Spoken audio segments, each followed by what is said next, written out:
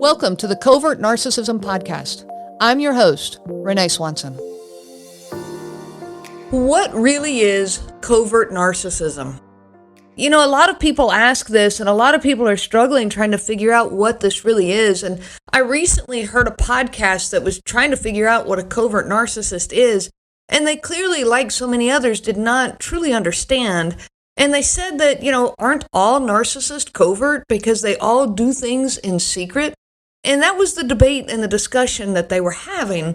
Narcissists have secret affairs. There's physical abuse that's behind closed doors. They hide their financial endeavors. They hide their communication. So doesn't that make all narcissists covert?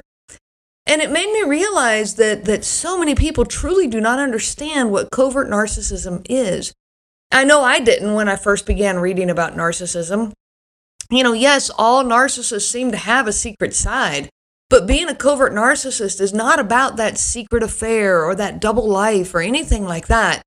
Many, not all, but many narcissists cheat and hide their personal affairs. But this is whether they're overt or covert. So I want to look into that question. What really is covert narcissism? I'm Renee Swanson, your host on the Covert Narcissism Podcast, and I want to thank you for joining us today. So what is a covert narcissist? Being a covert narcissist is a narcissist that hides the arrogance and the feelings of superiority behind a facade of humbleness. Let me say that again. They are a narcissist that hide their arrogance and that feeling of superiority behind this false sense of humbleness. They hide that lack of empathy behind a false show of compassion. They can appear to be a truly compassionate person publicly, but they hide their lack of empathy. And some of them are so good at it that they truly convince themselves that they are a kind and compassionate person, and you will never, ever be able to convince them otherwise. A covert narcissist, they often hide behind this facade of shyness and insecurity, introvertedness and social awkwardness. They hide behind that and, I'm just not very good socially. And they really believe in this image that they are portraying. And victims often feel sorry for them. They often want to help them. Well, if I can just help them to feel more loved, then they will not feel so insecure, and then they will let their true greatness bloom into the world. Covert narcissists are experts at playing this. They are experts at playing that victim role, and I mean experts. And we're going to talk more on this, throughout this podcast. So let's look a little deeper, into the DSM. I don't know if you've heard of the DSM. It's the Diagnostic and Statistical Manual of Mental Disorders.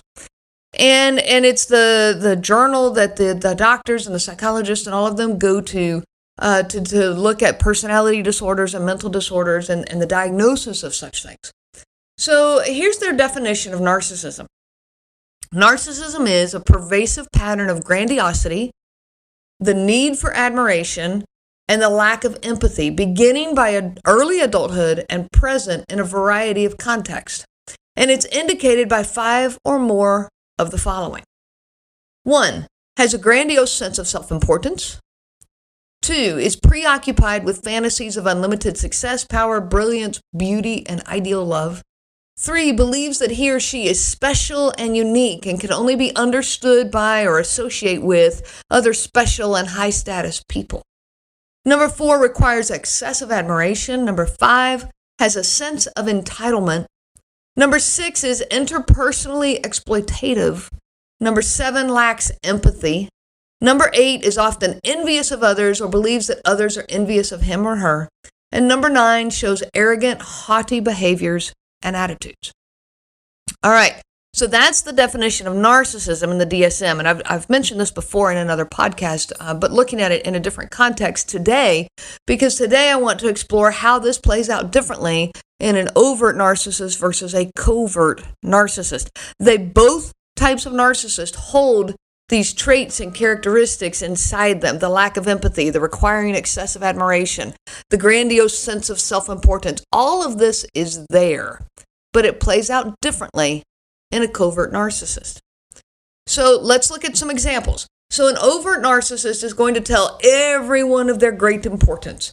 Anyone who will listen to them, even a total stranger, they're going to tell them of how great and wonderful they are.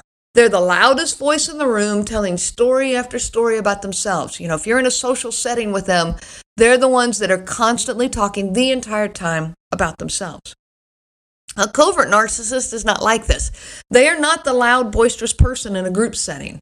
In fact, they often are shy and quiet. They might be reserved in a public setting. They might be off to the side.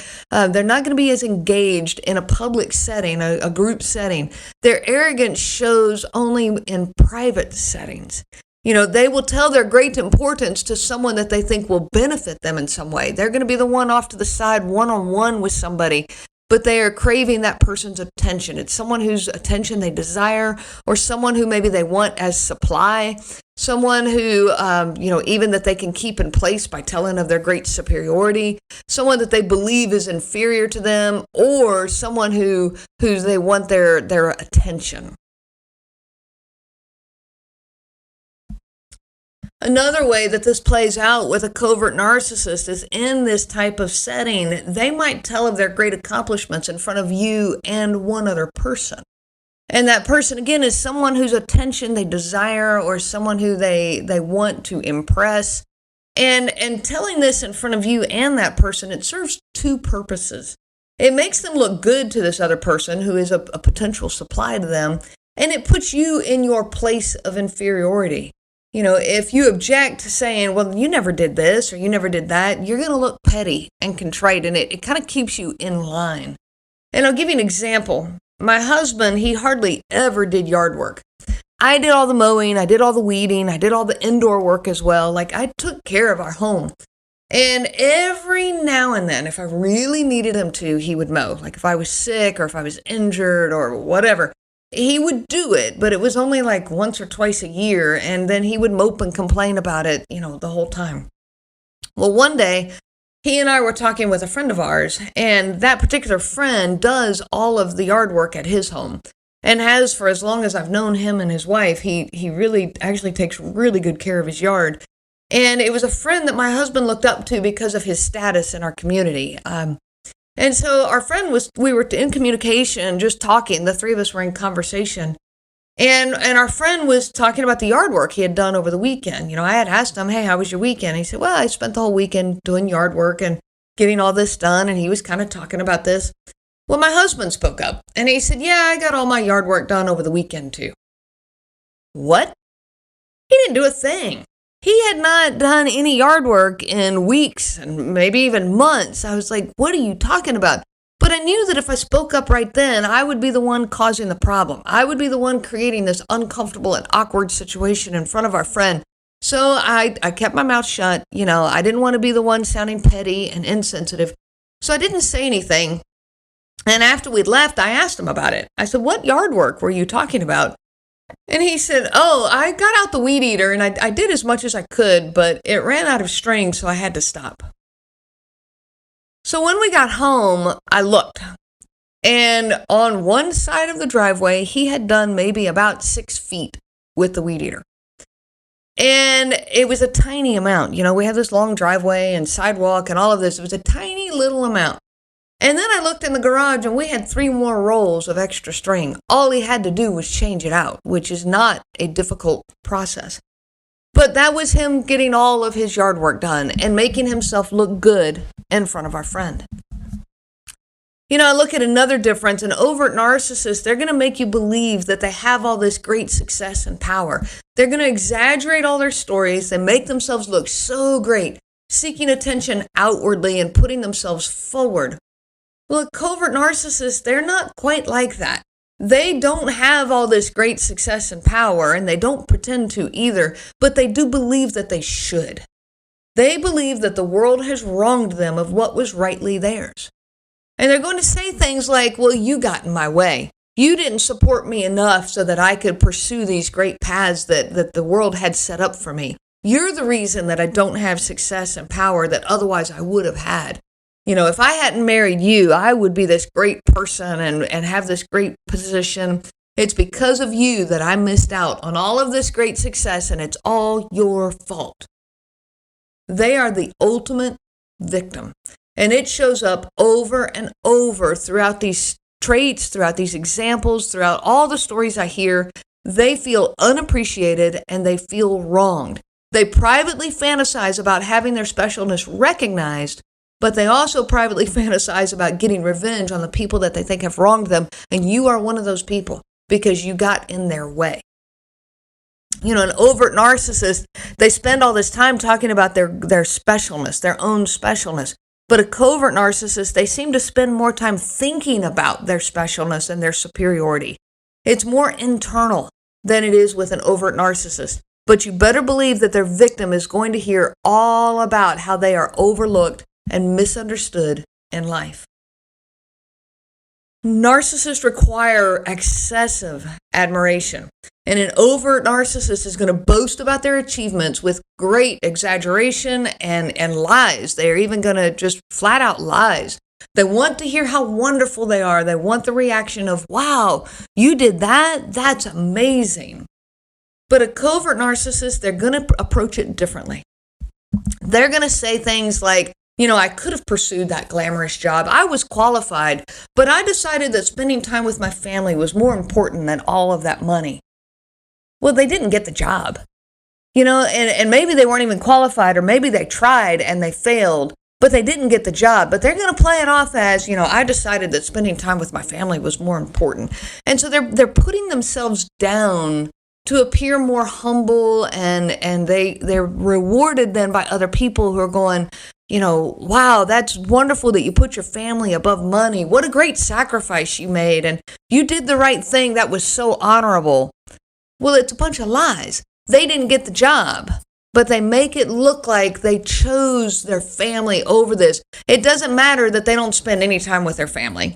It doesn't matter that money is incredibly important to them and they really, truly wanted that job and they're bitter about it.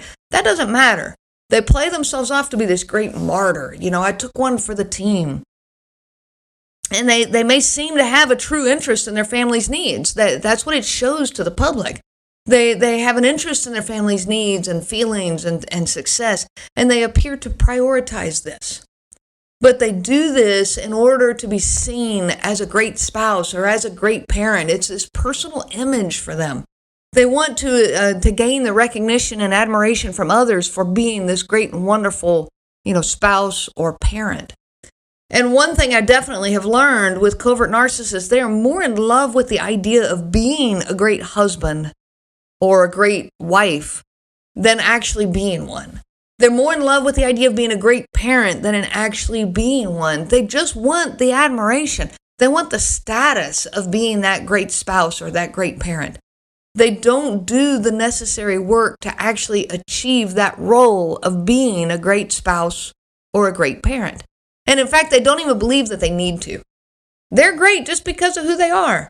You know, that's just, that's who they are. And they're great and wonderful, and they don't have to do anything to earn that admiration or to earn that status of being the great spouse. And if you don't support that, then once again, they're just a misunderstood victim. Their greatness is being overlooked once again. You know, overt narcissists believe that they're special, that they're God's gift to the world, and in general, the world reflects this back to them. But a covert narcissist, they also believe that they're special. They believe that they're God's gift to the world, but the world does not seem to reflect this back to them. And so this continues to feed their view that they are a constant victim. I cannot say it enough how much they play the victim role. They love appearing to be the poor victim who's so generous to others, but never appreciated for all that they do. And then people try to build them up. Well, you know, you're doing so good and you're so wonderful in all of this. And if people just recognize it, and so the constant supply is the people around them trying to build them up. They know how to show empathy, but it's only a show. Everything to them is an exchange, an investment that brings a return. They know how to do these acts of kindness, but they do it to win the approval and the admiration of others. And if they don't receive that praise or admiration, they become bitter and resentful, a victim once again. They're some of the most resentful people I've ever known in my life. It doesn't matter who you are in their world. At some point, they are going to decide that you have wronged them, you have hurt them, and that they are once again a victim. I hope this helps you in defining covert narcissist. Many narcissists do carry traits of both overt and covert narcissism. There are mixtures, and while the underlying and internal beliefs are the same, the superiority, the lack of empathy, the requiring excessive admiration, that list from the DSM, it's the same in overt and covert narcissism, but it does play out differently.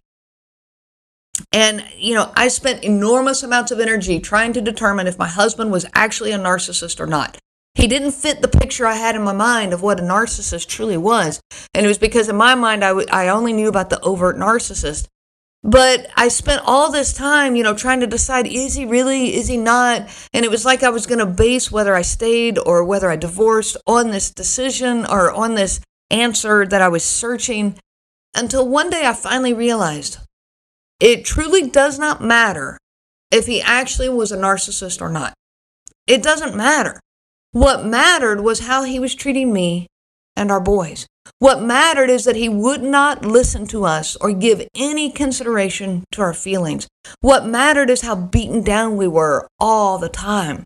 That's what mattered. Whether he was actually clinically diagnosed as a narcissist or not did not matter. Abuse is abuse, and abuse is wrong. Don't put up with it anymore. You have been listening to the Covert Narcissism Podcast with your host, Renee Swanson. Be sure to check out our website at www.covertnarcissism.com. There you will find many resources just for you to help you on this journey. You can also reach out to me by email at Renee, RENEE, at cnglifecoaching.com. Those letters are CNG, as in Covert Narcissism Group. I do look forward to hearing from you. I wish you so much peace on your journey of healing.